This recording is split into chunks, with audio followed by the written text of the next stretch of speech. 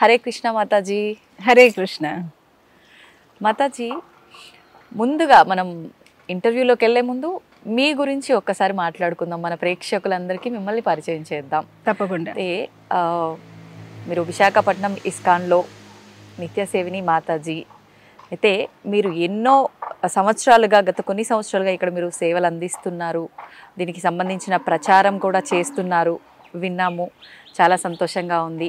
ముఖ్యంగా అసలు మీ ఆధ్యాత్మిక ప్రయాణం ఎలా మొదలైందో తెలుసుకోవాలని ఉంది మాతాజీ. తప్పకుండా. అయితే నేను బేసిక్గా ఒక గుజరాతీ కుటుంబంలో పుట్టాము. సో మామూలుగా గుజరాతీస్ అనేసరికి మేము కృష్ణ భక్తులే అనమాట. సో చిన్నప్పుడు మా పేరెంట్స్ ఒక ఇన్ఫ్లుయెన్స్ చాలా ఉండేది. సో మా తల్లిదండ్రులు నాకు గుర్తుంది, చిన్నప్పుడు నేను వేకప్ అవ్వడమే కృష్ణ భజన్తోనే. మేము కళ్ళు తీర్చినప్పటికైనా భజన్ అవుతూ ఉంటుంది. మా మదర్ ఫాదర్ వేకప్ చేస్తారు. అండ్ చిన్నప్పటి నుంచి చిన్న చిన్న విషయాలు లైక్ గ్రేట్ఫుల్నెస్, లేచిన వెంటనే కరాగ్రే లక్ష్మి ఆ శ్లోకం చెప్పుతూ, మళ్ళీ పృథ్వీదేవిని ధర్తీదేవిని ప్రణామం చేస్తూ, మళ్ళీ వెళ్ళిన వెంటనే స్నానం చేసినప్పుడు గంగా జమున సరస్వతి గుర్తు చేసుకోవడము. అండ్ ఆ తర్వాత మా ఇంట్లో ఒక చిన్న లడ్డు గోపాల్ ఉండేవాడు. ఆ laddu Gopal was like our family member అనమాట. తనతో మాట్లాడడము, ముచ్చట్లు, ఈరోజు స్కూల్లో ఏమైంది అన్ని ఆయనతో షేర్ చేయడము. మీరు ఒక చిన్న పెన్ అండ్ ఫ్రాక్ కొనినా కూడా వెళ్ళి ఆయనకి చూపించడము, ఇదిగోండి నేను ఈరోజు ఈ పెన్ కొన్నాను. సో మా తల్లిదండ్రులు అలా నేర్పించారు. Laddu Gopal is a part of our family అనమాట. సో ఎవరైనా ఫ్రెండ్స్ తో ఫైట్ అయినా కూడా ఆయనతో షేర్ చేయడము, అలాంటివి అన్నీ ఉండేది. ఒక మిత్రురాలితో ఎలా షేర్ చేస్తాము అలా. నీకంతే అలా మేము మా ఇంట్లో పక్కనే టెంపుల్ ఉండేది అనమాట, Krishna temple, ISKCON temple. And ఇంకొక గిరిరాజ్ టెంపుల్ ఉండేదన్నమాట. ఇందాక మీరు చూస్తున్నారా గిరిరాజ్ గోవర్ధన్, ఈ టెంపుల్ మా ఇంటి పక్కనే ఉండేదన్నమాట. సో ఆయనకి వెళ్ళి చేయడం. సో మా ఇంట్లో మా ఫాదర్ సిస్టమ్ ఏం పెట్టారంటే, ఏ రోజైతే మార్నింగ్ మేము హారతికి వెళ్ళాము ఆ రోజు స్కూల్ నడిచి వెళ్ళాలి. పక్కనే ఉండేది స్కూల్, కానీ కూడా పిల్లలు కదా బద్ధకము, చిన్నపాటి పనిష్మెంట్ అది. అది కానీ హారతికి వెళ్తే మాకు కార్లో దింపుతారనమాట. సో అలా మా రొటీన్ ఉండేదన్నమాట. And my father also was very big influence. ఆయన రొటీన్ ఏంటంటే మార్నింగ్ మా యోగా చేపించడం, జపం చేపించడం, టెంపుల్కి తీసుకువెళ్ళడం.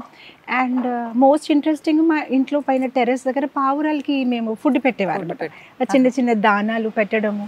మళ్ళీ వాక్ చేసి వెళ్ళినప్పటికీ ఆవులకి రొట్టి పెట్టడము. అండ్ ఈవెన్ ఆయన భోజనం మొదలు పెట్టే ముందు ఆయన ఏదైతే మనం ఇస్తాం ఆయనకి భోజనంలో అన్ని వెరైటీస్ తీసుకొని బాల్కనీలో పెట్టేవారు. అండ్ మేము అందరు వేచి చూస్తే ఎవ్రీడే ఒక కాకి వచ్చి దాన్ని తినేదన్నమాట. సో మా నాన్నగారు చెప్పేవారు అది పితృలోకకి అది రిప్రజెంట్ చేస్తుంది. సో అలా మా హోల్ మార్నింగ్ చాలా ఇంట్రెస్టింగ్ గా ఉంటుంది. మార్నింగ్ పిజన్స్, తర్వాత ఆవులు, కాకిలు, అండ్ తర్వాత మా ఇంటి పక్కన ఒక జలారాం టెంపుల్ ఉండేది.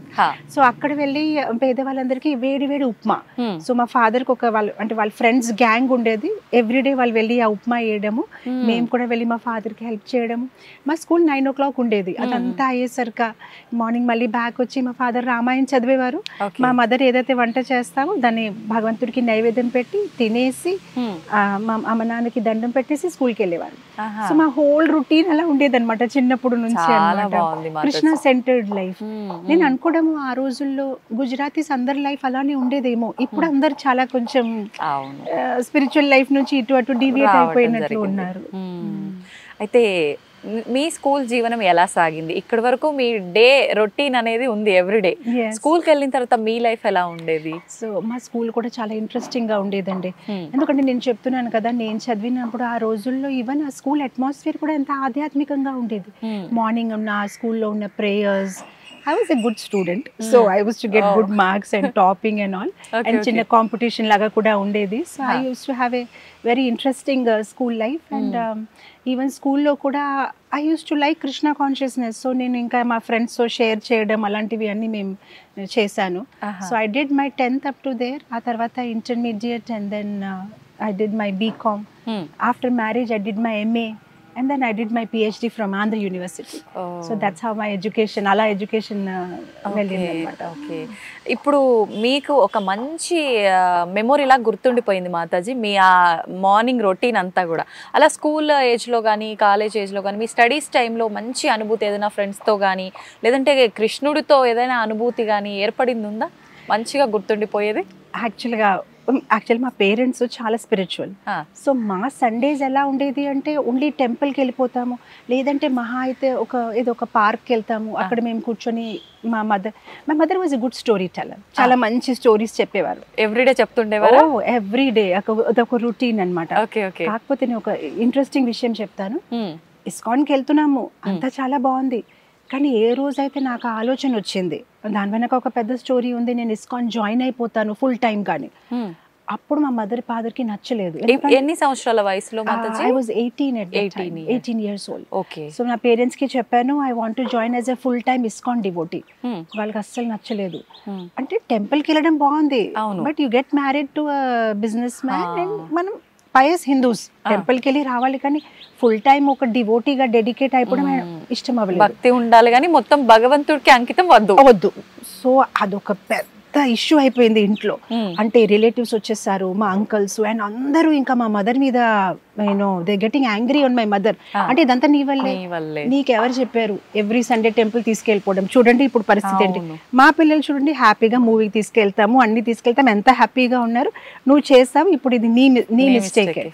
మా మదర్ ఇంకా ఏడుపులు ఇంకా ఏం చెయ్యాలి.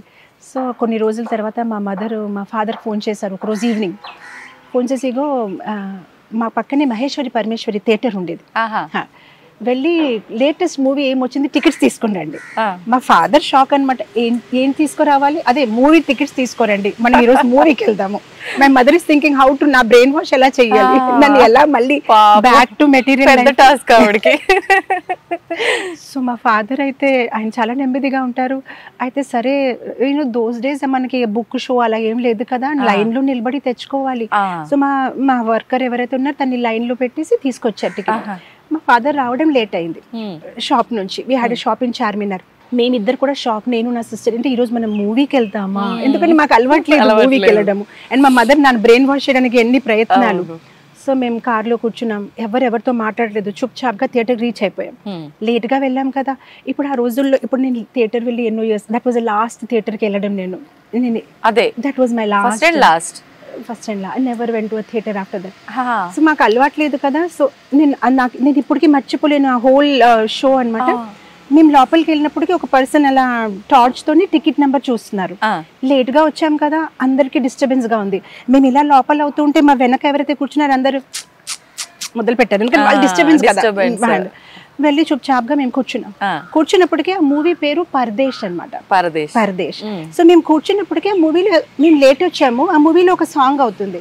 ఆ సాంగ్ లో లాస్ట్ లైన్ ఏంటంటే హరే కృష్ణ హరే రామ్. మా మదర్ కోపం అయిపోయారు. ఓ మై గాడ్, ఈ కృష్ణ నిన్ను ఇక్కడ కూడా వదలట్లేదా మా అమ్మాయిని, అసలు నాకు ఈ మూవీ వద్దు, చలో వెళ్ళిపోదాము. మా సిస్టర్, వదిలేండి అమ్మా, వచ్చారు కదా చూసి వెళ్దాం. మా ఫాదర్ కూడా డబ్బులు పెట్టాం కదా, పోలే చూసి వెళ్దాం అంటే, నాకు ఈ మూవీ వద్దు, ఇప్పుడు ఇక్కడ నుంచి వెళ్ళిపోదామని. ఇంకా మా మదర్ ఎలా చెప్తే అలానే మేమందరం ఇంకా మళ్ళీ గెట్టపై వెళ్తే మళ్ళీ వెనకాలు మొదలు పెట్టారు. ఇంకా వీళ్ళు ఇప్పుడే వచ్చారు, మళ్ళీ డిస్టర్బెన్స్. కానీ మేము బయటికి వచ్చేస్తాం థియేటర్ నుంచి. బయటికి వచ్చేసినప్పటికీ మా ఫాదర్ కార్ తెచ్చుకోవాలి పార్కింగ్ నుంచి. మేము నిలబడి ఉన్నాము. అది డిసెంబర్ మంత్ అనమాట. ఇప్పుడు డిసెంబర్ మంత్ లో ఇస్కాన్ డివోటీస్ కి, మీకు తెలుసో లేదో కానీ మాకు అది స్పెషల్ మంత్, ఎందుకంటే గీతా జయంతి, గీత ఆవిర్భావించిన నెల. సో ఇస్కాన్ డివోటీస్ అందరూ రోడ్ మీద వెళ్ళిపోతారు గీతాస్ ఇవ్వడానికి. అంటే అది చాలా స్పెషల్ మంత్ కదా, అందరికి గీత అందించాలి అని ప్రభుపాదుల వారు ఒక ఇదనమాట. సో మేము థియేటర్ నుంచి బయట ఉన్నాము, మా ఫాదర్ పార్కింగ్ నుంచి గాడి తెస్తున్నారు, అక్కడే ఒక డివోటీ వచ్చేసి గీత తీసుకుంటారా అని. మా మదర్ అని, ఇదొక ప్రణాళిక, ఇదొకటి సంథింగ్, మా అమ్మాయిని ఏదో చేసేస్తుంది అని. అండ్ నేను అప్పుడు నా మనసులో అనుకున్నాను, I was feeling very sad అనమాట. అసలు I like Krishna so much, and నా మదర్ నన్ను కృష్ణుడి నుంచి దూరం చేస్తున్నారు. కానీ నాకు ఆ రోజు అనిపించింది, కృష్ణుడు నాకు చెప్తున్నారు, వీళ్ళు నిన్ను పాతాలు తీసుకెళ్తే కూడా నేను అక్కడ కూడా వస్తానులే, నువ్వు భయపడొద్దులే అని. థియేటర్లో కూడా కృష్ణ పాట వచ్చింది, అండ్ అక్కడ కూడా ఒక డివోటీ గీత ఇచ్చినప్పటికీ అఫ్ కోర్స్ మా మదర్ చాలా కోపమై ఆ డివోటీని తరిమేశారు, మా గీత వద్దు, ఏమొద్దు, ఇక్కడ నుంచి వెళ్ళిపోండి అని. కానీ నాకు మనసులో అనిపించింది, Krishna is looking at me all the time, 24 hours ఆయన నన్ను చెప్తున్నా, నేను ఉన్నానులే, నువ్వేం టెన్షన్ పడొద్దు అనమాట. So that was very interesting. And of course ఆ తర్వాత ఎన్నో విషయాలు మా ఇంట్లో జరిగాయి, కానీ చివరికి నేను ఇస్కాన్ లోపల రాగలను, ఇస్కాన్కి ఒక భాగం అవ్వగలను. అది నా అదృష్టంగా భావిస్తున్నాను. అండ్ ఇప్పుడు మా తల్లిదండ్రులు చాలా పాజిటివ్గా, after so many years, almost 28 years అయిపోయింది ఆ విషయాన్ని, 28 years. Now they are devotees, వాళ్ళు కూడా చాంటింగ్ చేసుకుంటారు అండ్ అంతా ఫాలో అవుతున్నారు. ఇప్పుడు అదంతా జరిగిన తర్వాత మదర్ ఇలా సినిమాకి తీసుకెళ్ళడం ఇదంతా జరిగిన తర్వాత ఎన్ని అంటే మంత్స్ కి ఇయర్స్ కి వెళ్ళడం జరిగింది? 6 months only. I was very desperate. నాకు I wanted to be part of ISKCON. యాక్చువల్గా ఇదంతా జరిగింది ఒక సమ్మర్ క్యాంప్ వల్ల. మామూలుగా సమ్మర్ హాలిడేస్ అనేసరికి ఒక క్యాంప్ జాయిన్ అవుతాము. మా పేరెంట్స్ అప్పుడు ఇస్కాన్ టెంపుల్ మా ఇంటి పక్కనే ఉంది కదా, సమ్మర్ క్యాంప్ ఫ్లైయర్ చూసారు. చరణామృతం పాయసం ప్రసాదం తీసుకుంటుంటే అక్కడ ఒక ఫ్లైయర్ ఉంది. ఆ ఫ్లైయర్ చూసి ఇంటికి వచ్చి ఇగో సమ్మర్ క్యాంప్ చేస్తున్నారు ఇస్కాన్ వాళ్ళు అంటే, అప్పటికి నాకు అంత ఇంట్రెస్ట్ లేదు. టెంపుల్లో ఏం చేసుకుంటాం సమ్మర్ క్యాంప్, సరదాగా స్కేటింగ్ కరాటే డాన్స్ అంటే బాగుంటుంది అంటే పోన్లే వెళ్ళి వినడమే కదా అని జాయిన్ అయ్యాను. అది నాకు లైఫ్ చేంజింగ్ మూమెంట్. అక్కడ వాళ్ళు చెప్పిన మాటలు చాలా ఇంట్రెస్టింగ్గా అనిపించింది. ఎందుకంటే వాళ్ళు ఎంత ఇంట్రెస్టింగ్గా చెప్తున్నారు అన్ని విషయాలు. అంటే మనం ఎందుకు పుట్టాము, చనిపోయిన తర్వాత ఏమవుతుంది, అసలు మనం ఎక్కడికి వెళ్తాము, అసలు ఈ ప్రపంచంలో భగవంతుడు ఎక్కడ ఉంటారు, అదన్ని విషయాలు వినేసరికి చాలా సరదాగా అనిపించింది. కాకపోతే వాళ్ళు ఏంటంటే చివరికి టెస్ట్ పెట్టుకున్నారు. అండ్ నాకేంటంటే చిన్నప్పటి నుంచి గెలవడం అంటే చాలా ఇష్టం. ఏదైనా నేను టాప్ రావాల్సిందే. సో వాళ్ళు ఏమన్నారంటే ఎవరైతే ఫస్ట్ వస్తారో వాళ్ళకి ఒక free trip ISKCON world head quarters కి. సో నేను బాగా కష్టపడి రాశాను, నేను గెలిచాను. సో మాకు first free trip with parents ISKCON world head quarters కి వెళ్ళాము. అది కల్కత్తా దగ్గర ఉంటుంది, మాయాపూర్ అనే ప్లేస్ అన్నమాట. అక్కడ మన ఇస్కాన్ కి ఆల్మోస్ట్ 900 acres ల్యాండ్ ఉంది. అసలు మీరు ఒక్కసారి అక్కడికి వెళ్తే మొత్తం అంతా ఒక లైక్ చిన్నపిల్లడి డిస్నీ ల్యాండ్ ఉంటుంది చూస్తున్నారా, అన్ని డిస్నీ ఫిగర్స్ ఉంటాయి. అలానే ఇది కృష్ణ ల్యాండ్. అక్కడ ఒక రిక్షా వాళ్ళ కూడా డివోటీ, టైలర్ కూడా డివోటీ, గ్రోసరీ స్టోర్ వాళ్ళ డివోటీ. అక్కడ ఎవరు చూసినా ఒకటి అంటారు హరే కృష్ణ హరే కృష్ణ హరే కృష్ణ. అండ్ అది గంగా తటం పక్కనే ఉంది. అక్కడ ఉన్న నావికుడు కూడా డివోటీ. సో నాకు అది చాలా అందంగా అనిపించింది. అండ్ మేము అక్కడికి, అది మా ఫ్రీ ట్రిప్. సో నాకు చాలా గర్వంగా ఉంది. మా పేరెంట్స్ కి నేను తీసుకొస్తున్న ట్రిప్ ఇది, ఫ్రీ ట్రిప్, నా ప్రైజ్ ట్రిప్. సో మేమందరం పడుకొని ఉన్నసరిక 2:30 in the night గోల. ఏమైంది, ఏమైనా గొడవలా ఏంటి అని మేము చూస్తే అందరు స్నానాలు చేసుకుంటున్నారు. 2:30కి మధ్యరాత్రి వేసి వీళ్ళు స్నానాలు చేయడం ఏంటి మాకు అర్థం అవ్వలేదు. లేదు ఇక్కడ 4 o'clock హారతి ఉంటుందంటే మేము కూడా గబగబా స్నానం చేసేసి టెంపుల్ హాల్కి వెళ్ళాము. ఆ టెంపుల్ హాల్కి వెళ్ళిన సిచ్యువేషన్ నేను ఇప్పటికీ మర్చిపోలేనండి. అన్ని రోమాలు పైకెచ్చేసాయి. 1000 people ఒకేసారి 2 చేతులు అలా పైకెత్తేసి హరే కృష్ణ అని పాడినప్పటికి ఎంత మధురంగా ఉంది. అండ్ అక్కడ Indians, Americans, Australians, Chinese people, అసలు ఆల్ డిఫరెంట్ నేషనాలిటీస్ అందరూ ధోతి కుర్తా వేసుకొని ఉన్నారు, తిలక్ వేసుకొని ఉన్నారు. ఎంత అందమైన అంటే నాకు అనిపించింది ఇదే వైకుంఠమా, కృష్ణుడు ఉన్నారు, పెద్ద విగ్రహాలు, పక్కనే గోపికాలు ఉన్నారు, రాధారాణి. ఆ మధురమైన సంగీతము పొద్దున్న 4 గంటలకి, అసలు అప్పటికి ఇంకా వెలుతురు రాలేదు.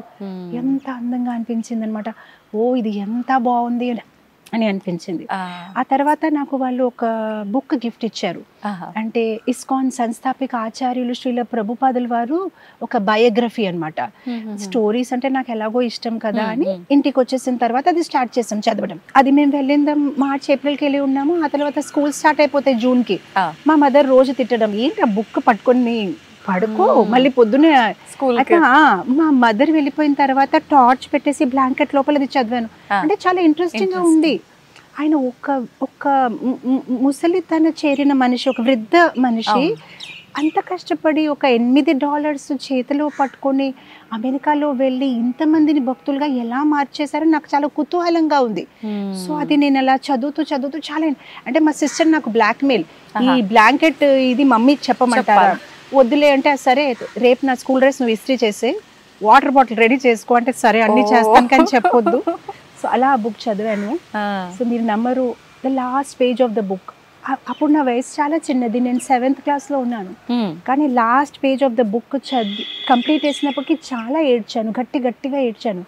నాకు అనిపించింది నా జీవితం ఈ ముసలాయనకి అంకితం. ఎంత బాగా ఇంత చక్కగా కృష్ణ ప్రచారం చేశారు. కానీ ఆ రోజు చిన్నప్పుడు నేను తలుచుకున్నది నిజంగా ఒక రోజు అవుతుందని అనుకోలేదు. కానీ ఒక దృఢ నిశ్చయం పెట్టుకున్నాను, ఇదే నాకు చేయాలని ఉంది. ఆయన ఎంత చక్కగా ప్రచారం చేశారు. నేను కూడా ఆయన ఒక ఆర్మీలో సోల్జర్గా అవ్వాలి, అందరికీ కృష్ణ చైతన్యం గురించి చెప్పాలని ఆ రోజు అనుకున్నాము. సో ఇలా నా కృష్ణ చైతన్యం ఒక ఇస్కాన్తో నా ఒక అనుబంధనం మొదలైంది. అంటే ఈ ప్రచారానికి మిమ్మల్ని ప్రేరేపితం చేసింది ప్రభుపాదుల వారి పుస్తకం. అంటే అంటారు కదా, నేను ప్రభుపాదుల వారితో ప్రేమలో పడిపోయాను. అసలు ఇంతగా ఆయన చేశారు, what can I do for him, I want to do something for him అని ఒక ఇది నాకు. అండ్ దట్ యునో, అంటే ఆయన ఏదైతే చేస్తున్నారో దాన్ని ముందుకు తీసుకెళ్లడమే ఆయనకు కృతజ్ఞత తెలుపుకోవడంగా మీరు భావించారు. ఎగ్జాక్ట్లీ. అద్భుతం మాతాజీ. నిజంగా మనం ఎంత ఆధ్యాత్మిక జీవనంలో ఉన్నా ఆ జీవనం అలా కొనసాగిస్తూ ఉండడం లైఫ్ లాంగ్ వేరే, మొత్తం జీవితమే దానికి అంకితం చేయటం అనేది నిజంగా అందరిలో ఈ ఆలోచన రాదు. నిజంగా కృష్ణయ్య మీతో ఇవన్నీ చేయించుకోవాలని ముందే డిసైడ్ చేస్తున్నాడేమో మేబీ. ఇప్పుడు మీరు ప్రత్యేకించి కృష్ణ చైతన్య విషయంలో ఎలాంటి విషయాల్లో ముందుకు తీసుకెళ్తున్నారు అంటే ఏం చెప్తారు మాతాజీ?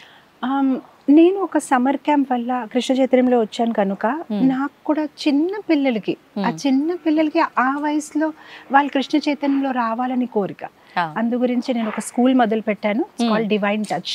సో అక్కడ చిన్న పిల్లలకి మేము కృష్ణ చైతన్యం గురించి చెప్పుతూ నార్మల్ స్కూల్ లాగానే, కానీ నాకు అనిపిస్తుంది ఆ చిన్నప్పుడు ఏదైతే మనం వెట్ సిమెంట్ లాగా ఉంటాం, ఎలాంటి షేప్ తయారు చేస్తే అలానే తయారైపోతాం. సో చిన్నప్పటి నుంచి పిల్లలకి చెప్పాలని ఒక నార్మల్ స్కూల్, దేంట్లో అయితే కృష్ణ చైతన్యం కూడిన పాటలు కూడా పిల్లలకి నేర్పిస్తాము. మన డివైన్ టచ్ స్కూల్లో చూస్తే పిల్లలు వచ్చిన వెంటనే రాధాకృష్ణులకి నమస్కారం పెట్టి, సూర్యుడికి నీళ్ళు అర్పిస్తూ, తులసి దేవికి నీళ్ళు అర్పిస్తూ, పరిక్రమ చేస్తూ, టీచర్స్ కి పాద నమస్కారం చేసి క్లాస్ లో కూర్చొని రామాయణంతో మొదలుపెట్టి అప్పుడు వాళ్ళు నార్మల్ స్టడీస్ మొదలు పెడతారనమాట. అండ్ ఏదైతే వాళ్ళు తింటారు దేవుడికి నైవేద్యం పెట్టి తింటారు. సో అలాంటివి ఒక స్కూల్ అయితే ఉంది. అది కాకుండా నేను ఎవ్రీ ఇయర్ ఒక రెసిడెన్షియల్ సమ్మర్ క్యాంప్ చేసుకుంటాను. ఎక్కడైతే all over India, even like Dubai నుంచి ఇక్కడక్కడ నుంచి కూడా చాలా మంది వస్తున్నారు. ఇక్కడ ఏంటంటే 1 వీక్ పాటు పిల్లలు ఒక భక్తుడు ఎలా జీవిస్తాడు అలా టెంపుల్లో ఉంటారనమాట. సో నేను కూడా వాళ్ళతో పాటు ఆ 1 వీక్ ఫోన్ కంప్లీట్ గా స్విచ్ ఆఫ్. మార్నింగ్ ఆ పిల్లలందరితోనే ఎర్లీ మార్నింగ్ వేకప్ అయ్యి వాళ్ళకి ఫోన్లోనే ప్రపంచం ఉంది అని అనిపిస్తుంది. ఫోన్ లేకుండా కూడా ఒక అందమైన ప్రపంచం ఉందని వాళ్ళకి చూపించడం. So phone switch off, morning వాళ్ళు సన్ రైజ్ చూడడము, బీచ్ లో వెళ్ళి వాళ్ళకి జపం చేపించడము, యోగా చేపించడము, సాత్విక ఆహారము, భగవద్గీత శ్లోకాస్ నేర్పించడము, గీతాతో సంబంధించిన మంచి శ్లోకాస్ అండ్ స్టోరీస్. అండ్ తర్వాత మహాపురుషులు లైక్ ధ్రువ మహారాజ్, ప్రహ్లాదుడు, అంబరీషుడు, వాళ్ళ గురించి కథలు చెప్పడము, అండ్ కొంతసేపు వాళ్ళతో ఆడుకోవడము, డ్రామాస్ చేపించడము. సో హోల్ వీక్ వాళ్ళు నాతో పాటునే ఉంటారు. అండ్ ఆ 1 వీక్ లోని వాళ్ళు ఎన్నో మార్పులు వస్తాయన్నమాట. లైఫ్ ని ఎలా చూడడము, బిగ్గర్ పిక్చర్ ఎలా చూడాలి. So most of the time మేము చూస్తాము at the end of 1 week వాళ్ళ ఇంటికి వెళ్ళాలని అంటారు. I don't want to go home, మేము మాతాజీ దగ్గరే ఉండిపోతామని అంటారనమాట.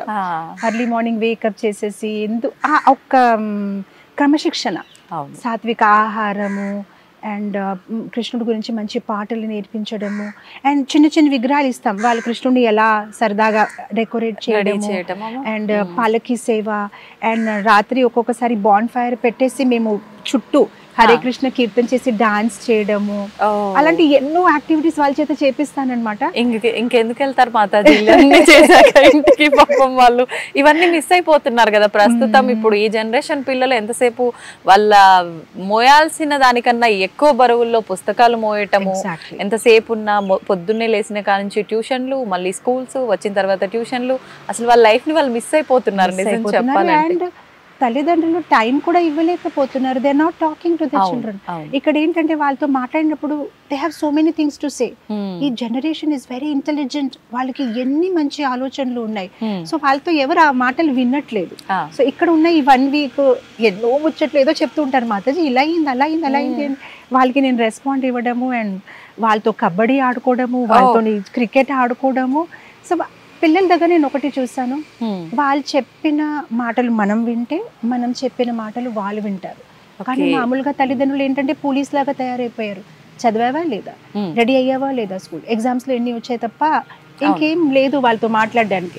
కానీ పిల్లలతో మనం పిల్లల్లాగా అయిపోతే వాళ్ళు మనం ఏదైతే ఎక్స్పెక్ట్ చేస్తారో అది వాళ్ళు వింటారు. నాకు పేరెంట్స్ వచ్చి అదే చెప్తారు, మాతాజీ మీరు చెప్తే శ్లోకాస్ బై హార్ట్ చేస్తున్నారు, మేము చెప్తే వినట్లేదు. నేను వాళ్ళతో ఆడుకుంటాను కూడా. So they become my friends, and friends చెప్పిన మాట వింటారు. అంతే, నిజంగానే అంటుంటారు కదా మాతాజీ, పేరెంట్స్ కన్నా కూడా ఫ్రెండ్స్ కి ఎక్కువ ప్రయారిటీ ఇస్తుంటారు అని అంటే వాళ్ళ మధ్య ఆ సఖ్యత ఏర్పడింది కాబట్టి వాళ్ళ మాటలు వింటుంటారు. అయితే ఇప్పుడు మీరు ఒక మంచి ఎగ్జాంపుల్ ఇవ్వాలి అని అంటే, ఇప్పటి పేరెంట్స్ కి ఒక మంచి మెసేజ్ ఇవ్వాలి అని అంటే పిల్లల విషయంలో ఏమి ఇస్తారు మాతాజీ? ఒక 2 lines. ఎండర్సన్ చాలా మంచిగా ఒక మాట చెప్పారు. ఇంగ్లీష్లో ఒక సామెతం ఉంది, what you do is so loud in my ears, what you say I can't hear. మీరు ఎలా ప్రవర్తిస్తున్నారు అది ఎంత గట్టిగా నాకు చెవుల్లో వినిపిస్తుంది, మీరు ఏదైతే మాట్లాడుతున్నారో అది నాకు వినిపించట్లేదు. అంటే మీరు ఎలా ప్రవర్తిస్తున్నారు అదే పిల్లలు చూస్తున్నారు. పిల్లలు పెద్ద సీసీటీవీ కెమెరా లాగా ఉన్నారు, అన్ని నిమిషం మనని అబ్జర్వ్ చేస్తున్నారు. సో కొంతమంది పేరెంట్స్ ఏంటంటే వాళ్ళు చెప్పడం ఒకటి కానీ వాళ్ళ ప్రవర్తన వేరేగా ఉంటుంది. సో అది పిల్లలు ఫాలో అవ్వాలి. ఎందుకంటే ఇప్పుడు మీరు కూడా ఒకసారి కళ్ళు మూసుకొని గుర్తు చేశారనుకోండి మీ మదర్ గురించి ఫాదర్ గురించి, వాళ్ళు ఏం చెప్పారు మీకు గుర్తు ఉండకపోవచ్చు కానీ వాళ్ళు ఎలా ప్రవర్తించేవారు అది మీకు గుర్తుంటుంది. మా నాన్నగారు టెంపుల్కి వెళ్ళేవారు, మా మదర్ ఇలా వంట చేసేవారు, వాళ్ళు ఏం చేశారు అది మనకి గుర్తుండిపోతుంది. అందు గురించి మన బిహేవియర్ మాత్రము చాలా బాగుండాలి. మనం వాళ్ళకి ఏ మాటలు చెప్పలేకపోయినా కూడా మన ప్రవర్తన బాగుంటే ఈ రోజు మనం చెప్పింది వాళ్ళు వినకపోయినా కూడా కొన్ని సంవత్సరాల తర్వాత అది వాళ్ళు బాగా మనసులో వాళ్ళకి అది ముద్రించి ఉంటుంది. మా అమ్మ అలా ఉండేవారు, మా నాన్న అలా బిహేవ్ చేసేవారు, అలా మాట్లాడేవారు. So very very important. And ఇంకొకటి పేరెంట్స్కి నేను ఇచ్చిన మెసేజ్ ఏంటంటే, పూర్వంలో ఎలా ఉండేదంటే ఒక కుమ్మరి అబ్బాయి కుమ్మరిగా ఉండేవాడు, ఒక డాక్టర్ అబ్బాయి డాక్టర్గా తయారయ్యేవాడు. సో వాళ్ళకి ఏంటంటే న్యాచురల్ గానే వాళ్ళ తల్లిదండ్రుల మీద రెస్పెక్ట్ ఉండేది. ఎందుకంటే ఏ జ్ఞానమైనా నేను నాన్నగారి దగ్గరే నేర్చుకోవాలి, ఎందుకంటే నేను కూడా ఆయనలాగా అవ్వాలి. కానీ ఇప్పుడు అలా కాదు కదా. ఇప్పుడు ఒక డాక్టర్ అబ్బాయి ఫ్యాషన్ డిజైనర్ అవ్వాలనుకుంటున్నాడు, ఫ్యాషన్ డిజైన్ అబ్బాయి ఇంకేదో అవ్వాలనుకుంటున్నాడు. So their source of knowledge and information is not parents. అందు గురించి సహజంగా రెస్పెక్ట్ అనేది రాకపోవచ్చు. దానికోసం మనం కొంచెం మన బిహేవియర్ ద్వారా మంచి ఎగ్జాంపుల్గా నిలబడితేనే మనకి వాళ్ళ రెస్పెక్ట్ ఇస్తారు. ఎందుకంటే this generation is more intelligent than we are. ఈ రోజు మన ఫోన్లో ఏదైనా మార్పులు ఉంటే మనం వాళ్ళ దగ్గరికి వెళ్ళి అడుగుతాం, బాబు ఇది కొంచెం చేసిస్తావా, మనకి రాదు. సో దే ఆల్సో అంటే మనకి తెలుసు they are intelligent than us, they are more intelligent, they also know that they are intelligent than us. So వాళ్ళకి ఆ గర్వం అనేది ఉంటుంది. సో వాళ్ళతో డీల్ చేసినప్పటికీ చాలా కేర్ఫుల్ గా as a parent, as a friend, as a ఇది వెరీ కేర్ఫుల్ గా ఉండాలి. అండ్ మన ప్రవర్తనం చాలా బాగుండాలి.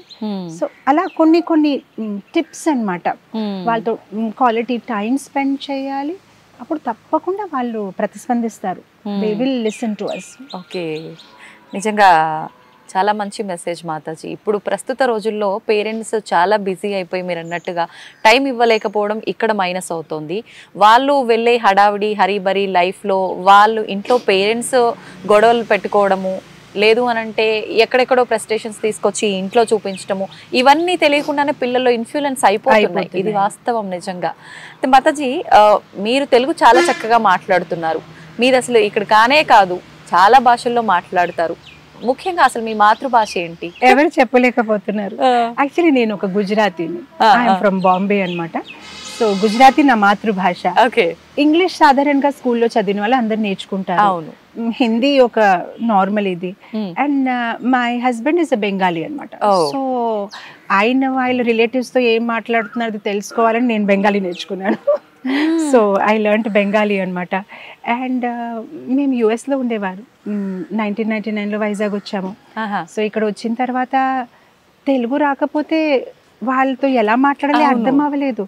అండ్ నేను హైదరాబాద్లో ఉన్నాను కానీ కొన్ని ఇయర్స్ స్కూల్ ఎడ్యుకేషన్, కానీ హైదరాబాద్ తెలుగు కంప్లీట్ గా డిఫరెంట్ ఉంది.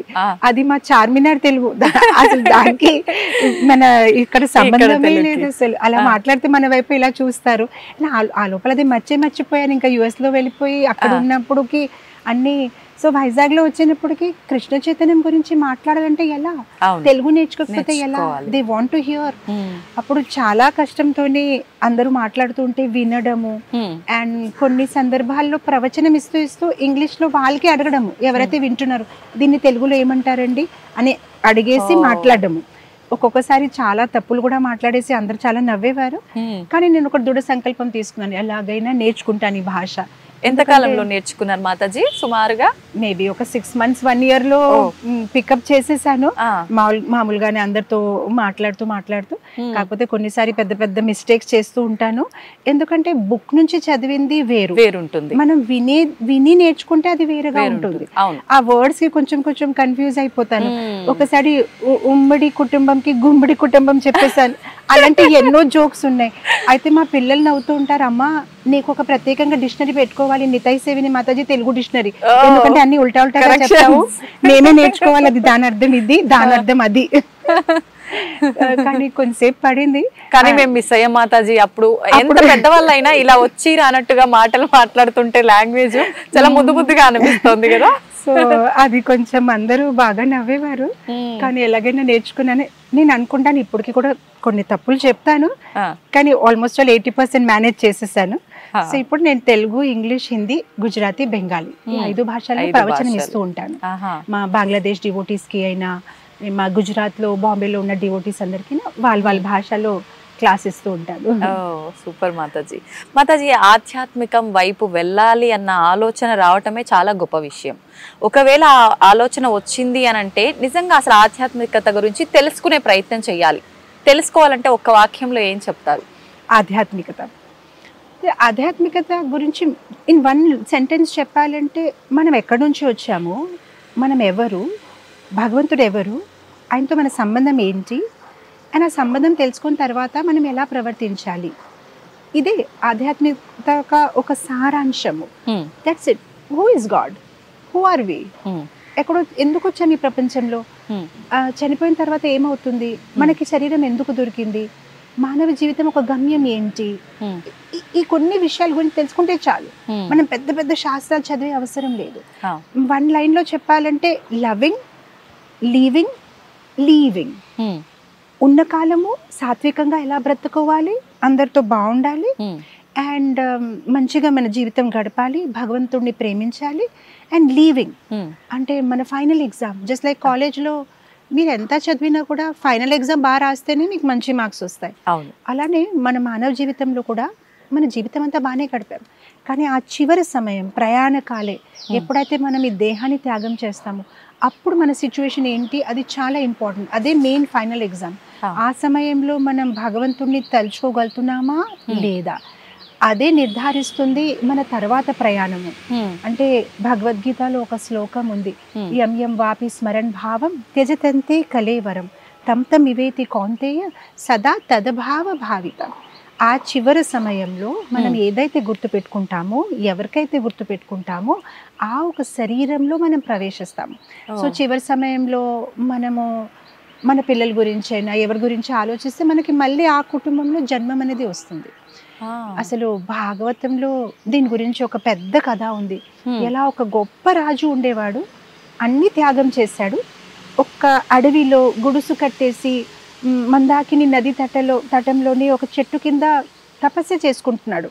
కానీ ఆ సమయంలో ఏంటంటే ఒక వేటగాడు రావడము, ఒక జింకని చంపడానికి ప్రయత్నించడము, ఆ జింక గర్భవతి అన్నమాట.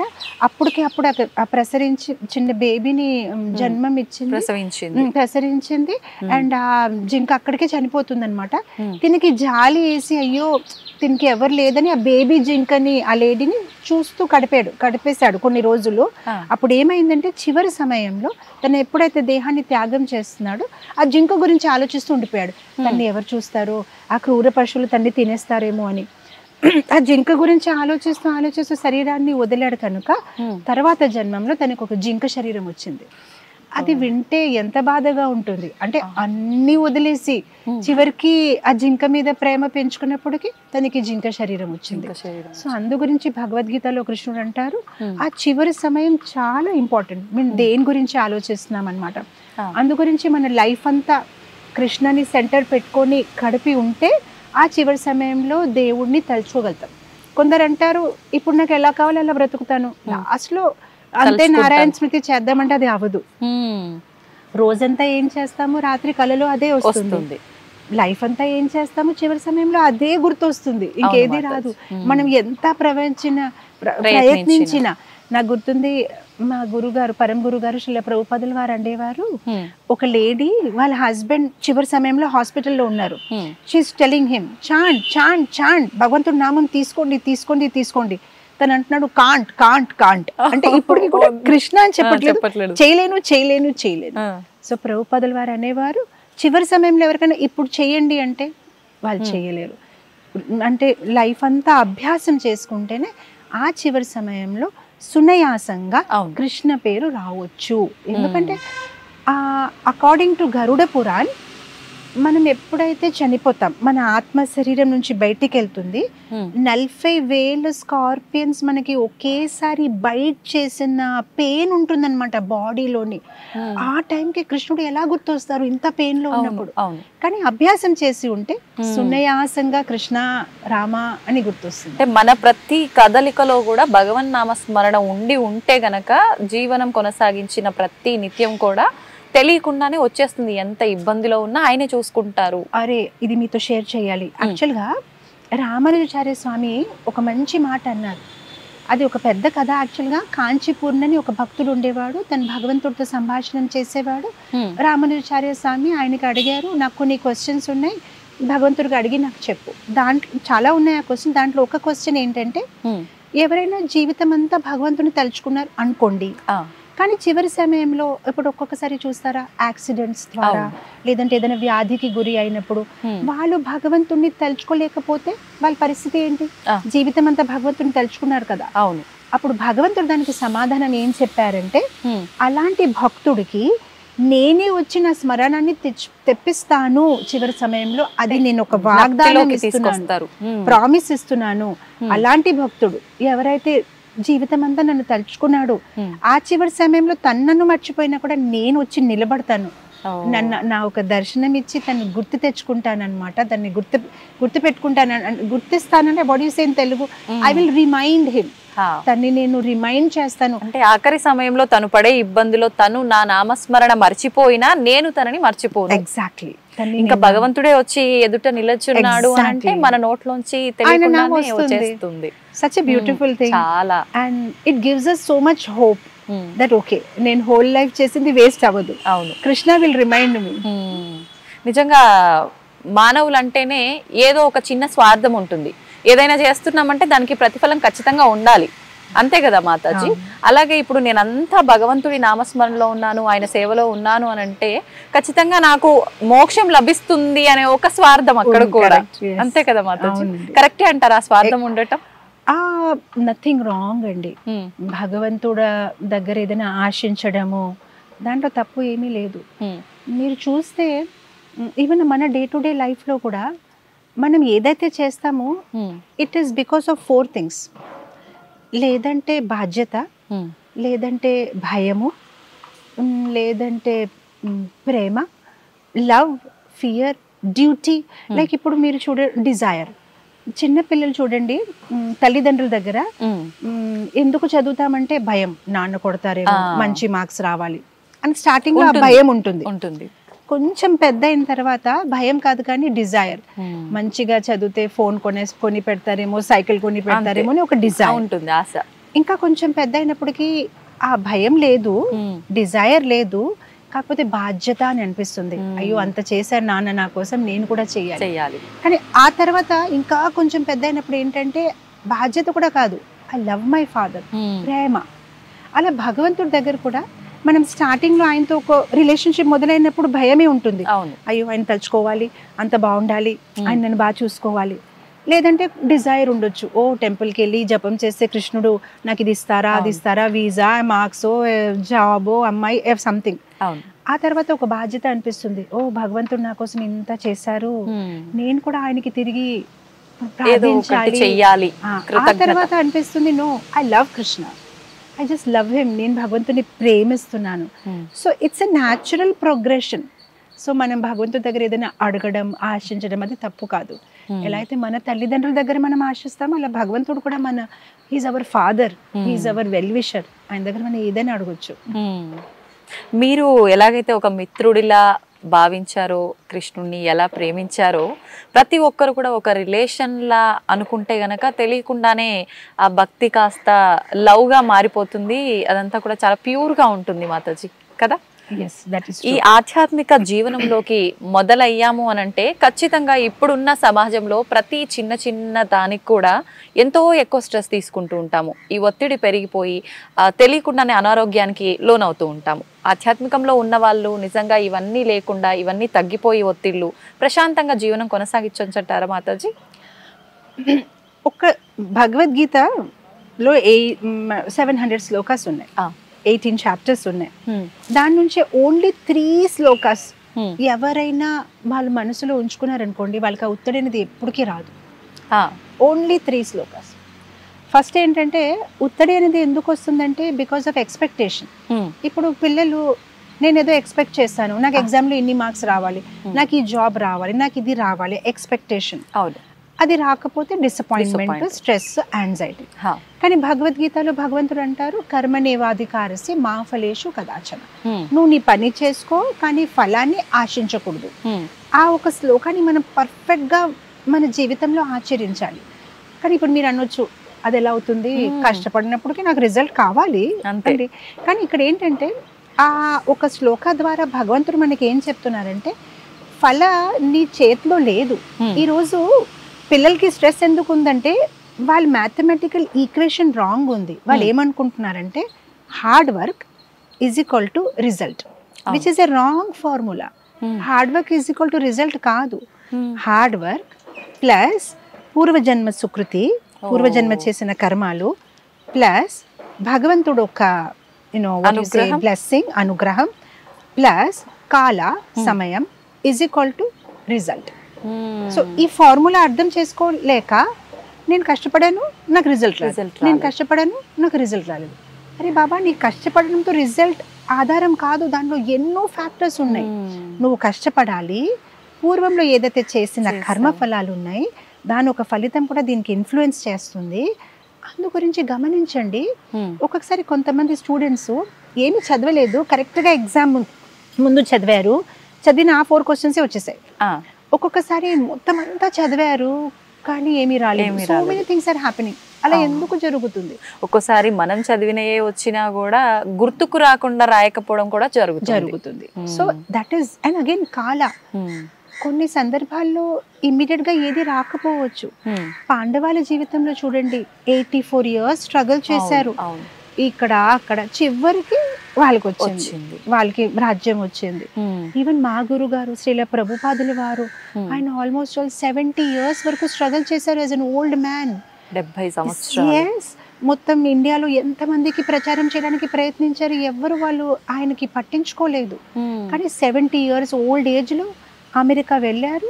10 సంవత్సరంలో ఇంత పెద్ద సంస్థని మొదలు పెట్టేసి వేలాది మందిని దీక్ష ఇచ్చేసి ఈరోజు లక్షల పైన ఇస్కాన్ డివోటీస్, 2000 పైన సెంటర్స్, ఎంత బ్రహ్మాండంగా అయింది ఓన్లీ ఆ 10 years లో. సో కాల మనకి తెలియదు. భగవంతుడు వెంటనే ఏమి ఇవ్వకపోవచ్చు, ఆయన మన టెస్ట్ తీసుకుంటారు. సో అది నాకు గుర్తొస్తుంది. పూర్వంలో హిందీ సినిమాస్లోని ఒక రాజ్ కుమార్ అని ఒక విలన్ ఉండేవాడు.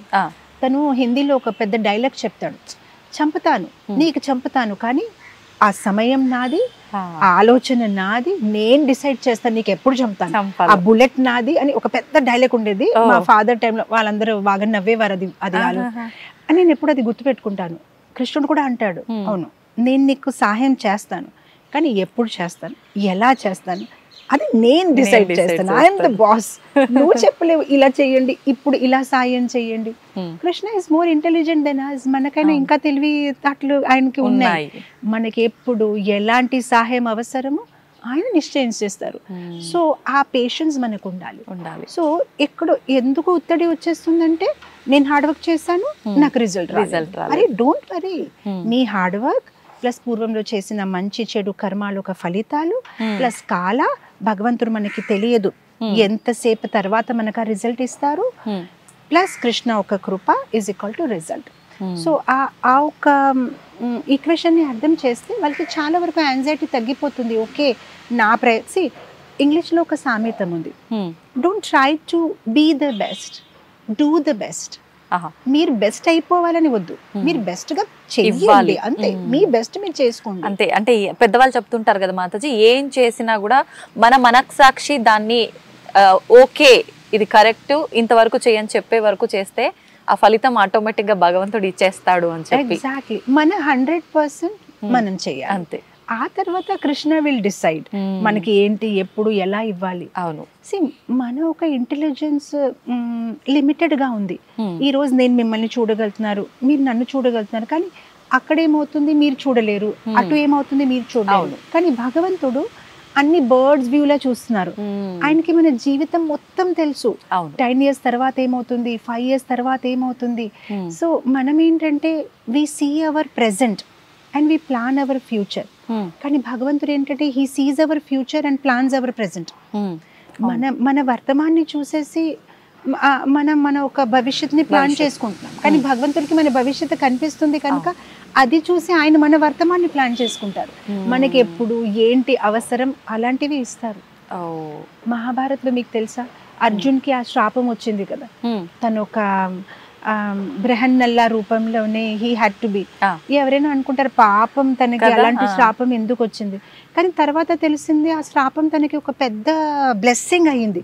లేదంటే తనకున్న శౌర్యంతో ఎవరైనా అజ్ఞాతవాసంలో వెళ్ళినప్పుడు తన్ని పోల్చుకుంటారు, కానీ తనకు ఆ శాపం రావడం వల్ల తను దాయగలడు తనని. So we never no.